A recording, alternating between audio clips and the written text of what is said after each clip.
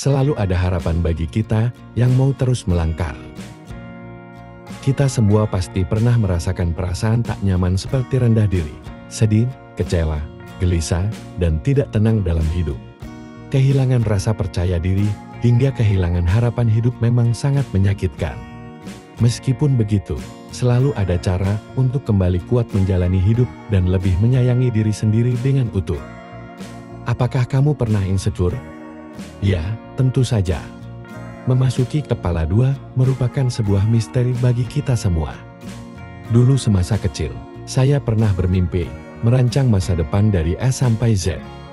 Saya pernah menghitung kalau nanti ketika saya berusia 26 tahun, saya bisa memiliki pekerjaan dan penghasilan tetap.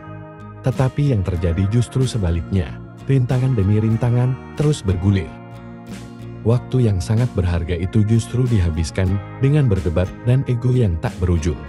Hingga akhirnya saya terjebak pada situasi yang tidak pasti, atau mungkin dibungkus dengan sebuah istilah quarter life of crisis. Sejatinya semua ini tidak ada apabila seseorang yang satu berhenti memusingkan hal yang sepele lalu dibuat menjadi besar. Sehingga tanpa sadar menghalangi jalan seseorang yang satu dengan yang lainnya. Entah apa yang dipikirkan hingga merasa menjadi juara ketika mempersulit seseorang. Ya, banyak yang merasakan seperti ini.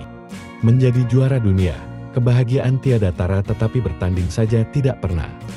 Tetapi bukan namanya hidup jika tak ada tantangan. Biasanya yang pemikirannya lurus akan berjodoh dengan pemikiran luar biasa ribet. Jadi, tolong untuk jangan terlalu kreatif dalam membalas dendam pada seseorang yang bukan menjadi urusanmu. Selama 3 tahun ini, saya merasakan siklus hidup yang kelam. Berawal dari hancurnya impian, depresi, trauma berkumpul menjadi satu, meminta pertolongan. Sesuatu yang paling tidak saya sukai dalam hidup pun, saya lakukan. Sayangnya, reaksi pun berbeda, berbagai kata sinis pun terucap yang datang dari orang terdekat. Namun saya bersyukur, masih bisa melihat wajah asli seseorang. Waktu pun terus berganti. Siang berganti menjadi malam, saya berpikir sejenak. Kalau saya seperti ini terus, nanti mereka malah tertawa dan mengesahkan apa yang terjadi pada saya. Perlahan-lahan saya bangkit, kembali meniti masa yang sudah saya rancang 10 tahun yang lalu. Seorang sahabat pernah mengatakan sebuah kalimat indah yang membuat saya bertahan hingga detik ini, tidak ada manusia yang gagal ketika berusaha. Kegagalan adalah milik mereka yang berhenti mencoba. Fokus saja pada jalan yang kamu tempuh. Tiada usaha mengkhianati hasil. Dia meyakinkan saya, kalau apa yang terjadi pada hidup saya ini, adalah bukan kesalahan saya. Melainkan sebuah ujian hidup, agar bisa keluar dari zona neraka. Mungkin orang bisa mengatakan, kamu kurang berdoa, kamu kurang bersyukur. Bisakah kamu menggantinya dengan kalimat, ayo kamu pasti bisa. Ini bukan kamu. Ayo kamu pasti bisa. Ini bukan kamu. Ayo bangkit, perang lagi. Terus-menerus hingga akhirnya kepercayaan diri bisa tumbuh dan berkembang. Namun permasalahannya, bukan dikurang bersyukur, tetapi malas memberikan dukungan kepada orang sekitar. Sehingga ajang buang sampah menjadi sasaran yang singkat dan cenderung masa bodoh. Akhirnya ketika seseorang kembali berbuat brutal, maka orang itu lagi yang menjadi imbasnya.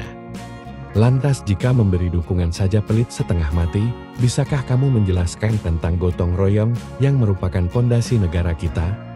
Jika memang masih ada istilah ini, saya rasa tidak sulit untuk memberi dukungan. Dukungan itu bukan seperti barang branded, harganya mahal dan hanya segelintir orang yang memilikinya. Sedangkan hujatan adalah sampah. Jumlahnya, ya banyak don, melimpah ruah.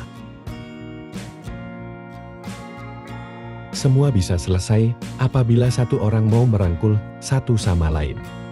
Semua bisa selesai apabila satu orang mau merangkul satu sama lain. Tetapi, jika memang tidak mau selesai, ya silahkan saja berbuat sesuka hatimu. Ton, apa yang kamu tanam pasti akan dituai. Semoga yang menyimak video ini bisa memecahkan mata rantai hujatan, bullying dan mempersatukan dukungan agar menjadi masyarakat yang solider dan saling memiliki. Semua orang memiliki sinar dan daratannya sendiri, tinggal kamu yang menentukan mau menjadi seperti apa. I'm just nobody who wants to share a story with you. Karena dengan bercerita, kita bisa mengenal satu sama lain.